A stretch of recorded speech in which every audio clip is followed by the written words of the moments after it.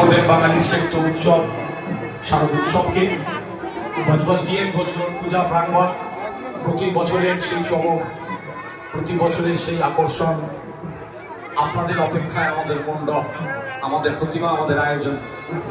দূর দূরান্ত থেকে মানুষ আমাদের এই পূজা প্রাঙ্গণে আসেন আমাদের এই পূজার স্বাদ গ্রহণ করতে। প্রতিবারের মতো এবারেও আমরা প্রতিদিন আপনাদের অংশগ্রহণ যোগদান পেয়েছি।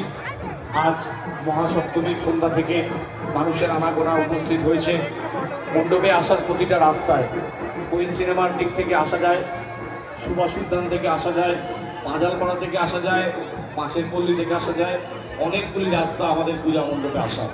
প্রতিটা রাস্তায় প্রতিনিয়ত মানুষের আনাগোনা, অগণিত মানুষের উপস্থিতি আমরা পাচ্ছি। আপনাদের অংশগ্রহণ, যোগদান, উপস্থিতি, আমাদের এই আয়োজন, আমাদের এই প্রচেষ্টা, আমাদের এই প্রয়াস, আমাদের এই পরিশ্রমকে সফল সার্থক রূপ দিচ্ছে। আপনাদের চাক্ষুষ দর্শনের মধ্য দিয়ে আমাদের পরিশ্রম, আমাদের এই আয়োজন সফলতা পাচ্ছে, পরিপূর্ণতা পাচ্ছে।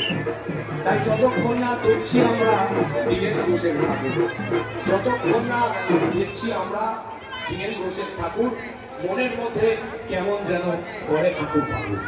তাই যারা বৃহত্তর বছরের প্রতিটা প্রতিমা দর্শনে বেরিয়েছেন তাদের অবশ্যই প্যান্ডেল হোটেলের লিস্টে আমাদের দিনের ঘোষের পূজা ঠাকুর। বছরের অন্যতম শ্রেষ্ঠ পূজা, অন্যতম ঐতিহ্য পূজা, অন্যতম সুনামের পূজা